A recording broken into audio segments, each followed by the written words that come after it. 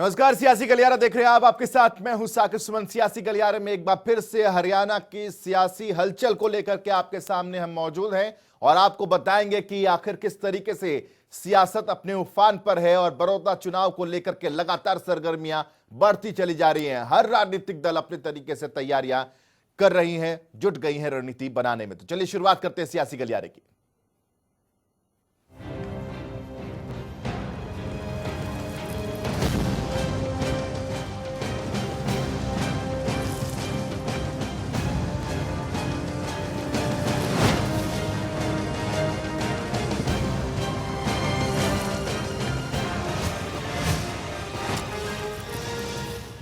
जी हाँ, तो सियासी गलियारे में एक सबसे बड़ी खबर देने के बाद आपको बता दें कि बड़ौदा उपचुनाव को लेकर बीजेपी का मंथन लगातार चल रहा है। मनोहर लाल दिल्ली में है। बताया जा रहा है कि सीएम आलाकमान से भी मुलाकात कर सकते हैं और इसके बाद सीएम कल गोहाना जाएंगे और बड़ौदा के स्थानीय नेताओं से मुलाकात करेंगे। चलिए आपको सीएम के दौरे का जो शेड्यूल है कल का, उससे भी रूबरू करा देते हैं। आज दिल्ली तो कल गोहाना, यानी कि शनिवार को गोहाना जाएंगे मुख्यमंत्री। सुबह 11 बजे पहुंचने का जो टेंटेटिव एक टाइम है वो ये है कि 11 बजे पहुंचेंगे वो। बीजेपी दफ्तर में एक प्रेस कॉन्फ्रेंस भी कर सकते हैं मुख्यमंत्री और इसके बाद बड़ौदा उपचुनाव पर ही ये पूरी तरीके से प्रेस कॉन्फ्रेंस होगी। स्थानीय नेताओं से भी चर्चा करेंगे मुख्यमंत्री। वहां पर जो चीजें वहां दिक्कतें हैं, चुनाव प्रभारी जेपी दलाल भी मौजूद होंगे क्योंकि बड़ौदा का चुनाव प्रभारी जेपी दलाल को बनाया गया है।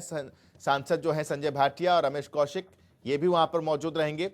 1:30 बजे सोनीपत पहुंचने का कार्यक्रम है मुख्यमंत्री का और बीजेपी की जो चुनाव समिति एक बनाई गई है उसकी बैठक में भी मुख्यमंत्री कल शामिल होंगे और उपचुनाव में उम्मीदवार को लेकर भी यह मंथन होगा कि अब तो इतना तो तय हो गया कि किस तरीके से भारतीय जनता पार्टी का कैंडिडेट होगा, लेकिन यह भी तय है कि कल मुख्यमंत्री इस बैठक में शरीक होकर यह तय किया जा सकता है कि कौन भारतीय जनता पार्टी की तरफ से उम्मीदवार होगा।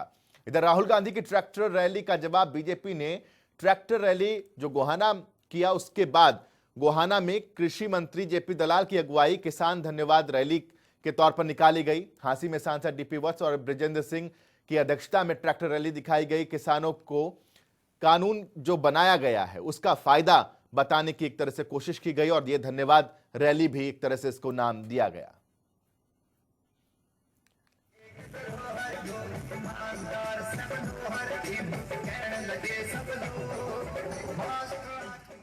कांग्रेस की खेती बचाओ यात्रा के बाद अब बीजेपी ट्रैक्टर पर सवार हुई है।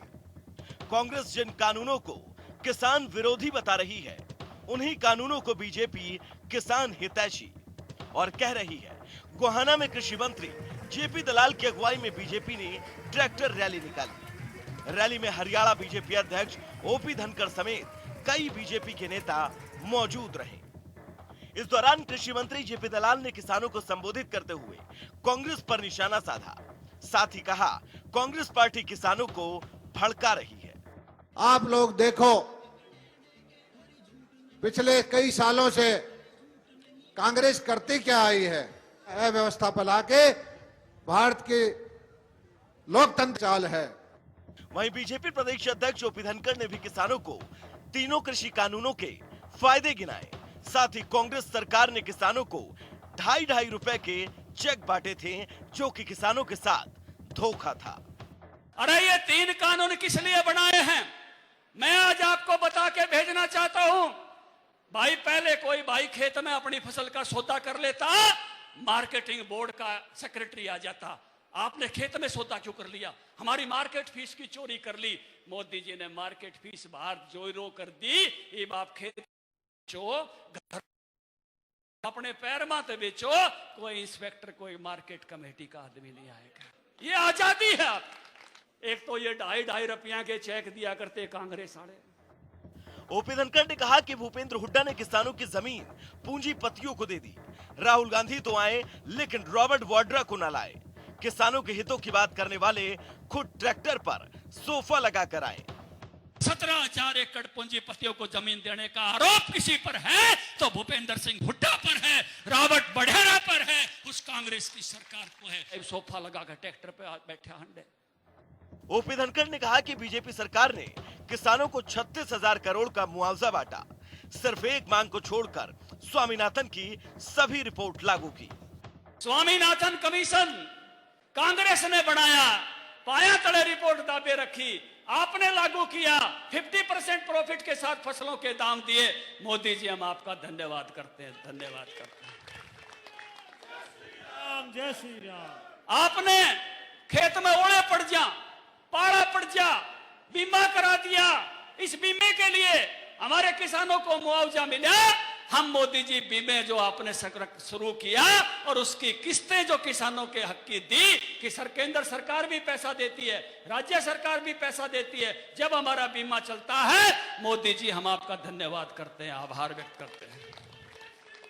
जय श्री राम, जय श्री राम। मोदी जी आपने, मनमोहन ने कदे फुट्टी कोड़ी नहीं दी हमारे खाते में। कि दिल्ली की सरकार से कभी एक पैसा हमारे पास नहीं आया।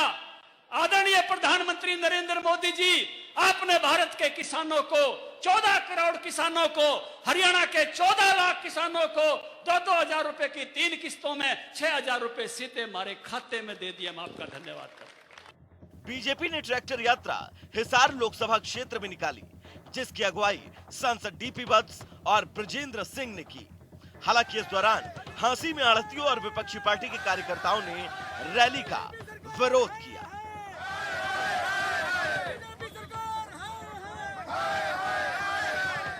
एक साल हो गया, वीरेंद्र डुमर का लड़का जो हमारा सांसद है, वो आज 250 ट्रैक्टर लेकर के हसीना जाम करने आ गया।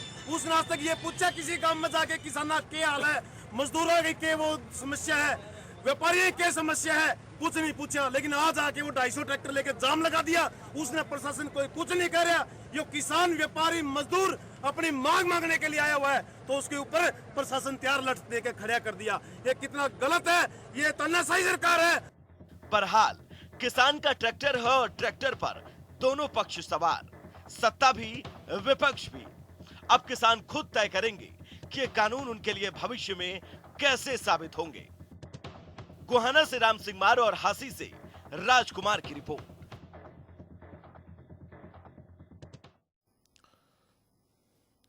कांग्रेस की ट्रैक्टर रैली का जवाब बीजेपी ने भी ट्रैक्टर रैली से दिया तो नेता विपक्ष भूपेंद्र सिंह हुड्डा बीजेपी पर तंज कसते हुए नजर आए। उन्होंने कहा कि किसानों को ऐसा क्या मिल गया कि बीजेपी किसान धन्यवाद रैली निकाल रही है। इस रिपोर्ट को देखिए।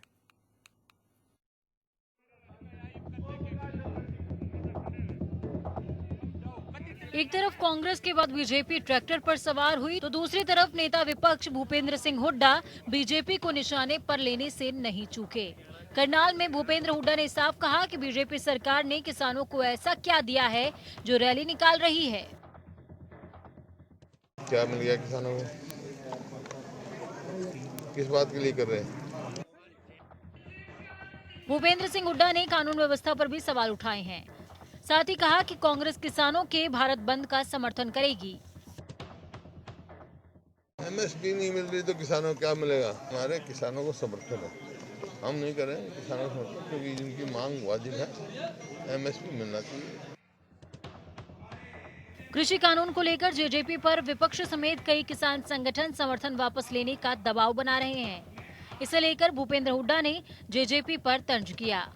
साथ ही कहा कि जेजेपी का वोट किसी को और समर्थन किसी का, ये सबको पता है। वोट किसी की, सपोर्ट किसी को पहले ही पता है। कृषि कानूनों पर सियासत लगातार जारी है। सरकार इन्हें किसान हितैषी बता रही है तो विपक्ष किसान विरोधी। लेकिन इस सब के बीच किसान टकटकी लगाए सबको देख रहा है और सोच रहा है अपना टाइम आएगा। करनाल से कमल मिड्ढा की रिपोर्ट।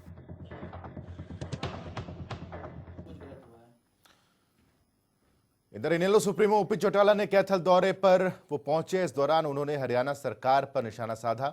साथ ही डिप्टी सीएम दुष्यंत चौटाला पर कटाक्ष करते हुए कहा कि जो चौधरी देवीलाल को दादा मानते थे, उनके दादा अब गौतम बन गए और अब वो भी उनके नहीं रहे।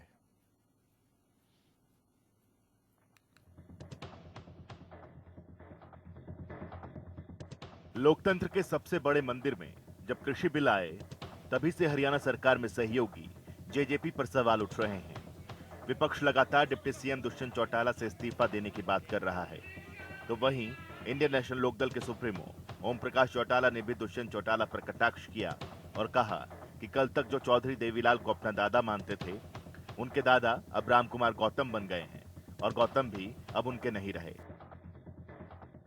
चौधरी देवीलाल को जो दादा कहते थे वो गौतम को दादा मानते हैं और वो गौतम भी भाग लिया उनसे। ओपी चौटाला गठबंधन सरकार पर भी निशाना साधते नजर आए। साथ ही कहा कि इस सरकार में सब दुखी हैं, सरकार को लोगों से कोई प्यार नहीं है, ये तो चोरों का गिरोह है। इस राज में किसान, कमेरा, व्यापारी, कर्मचारी, कारखानेदार, मजदूर सबके साथ बुरा हाल है। ये तो ठगोरों का एक गिरोह है जो लोगों को लूट के खा रहा है। कृषि कानून को लेकर ओपी चौटाला ने सरकार पर तंज भी किया। साथ ही कहा कि भारत एक कृषि प्रधान देश है जिसकी अर्थव्यवस्था कृषि पर निर्भर है, लिहाजा किसान अगर खुशहाल रहेगा तो देश मालामाल होगा। हमारा देश जो है वो कृषि प्रधान देश है। इस देश की अर्थव्यवस्था जो है वो केवल कृषि पे टिकी है। अगर किसान खुशहाल है तो देश मालामाल है। खैर, मौसम चुनावी है तो इस तरह के बयान लाजमी हैं, लेकिन ओम प्रकाश चौटाला के इन बयानों में तलखी भी थी और दर्द भी। अब कड़वाहट किसके लिए है और दर्द किसके लिए, ये आप बेहतर जानते हैं। जनता टीवी के लिए कैथल से अनिल चौधरी की रिपोर्ट।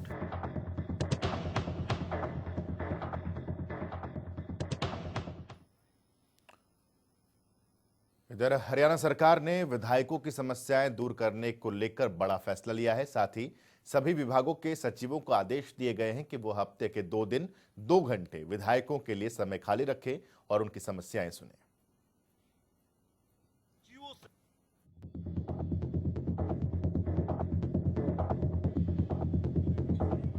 माननीयों की समस्या दूर, प्रशासनिक सचिवों से मिलने में नहीं दिक्कत।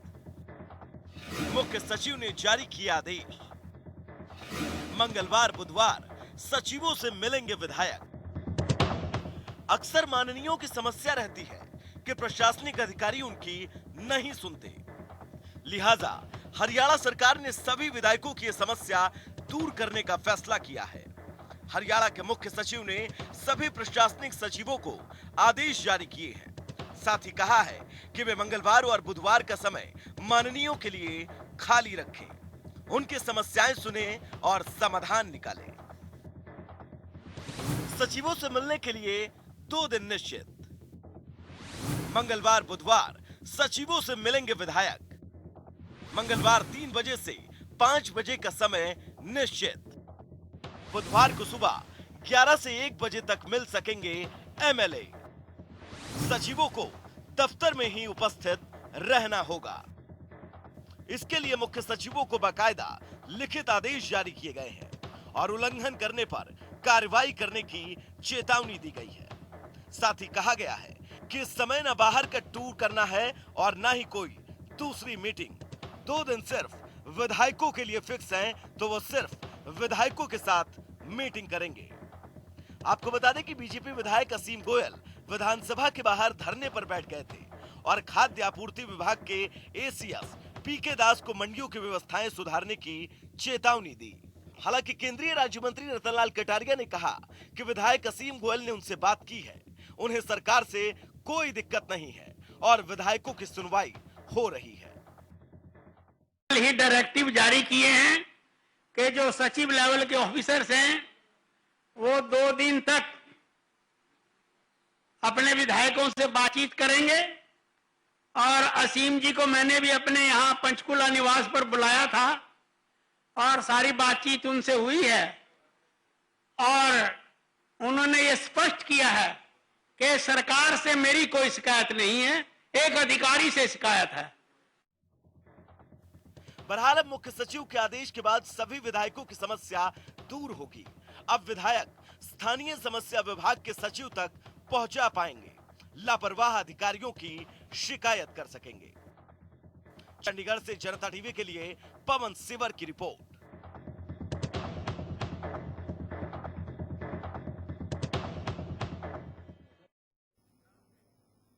तो इन्हीं तमाम खबरों के साथ सियासी गलियारे में आज के लिए बस इतना ही।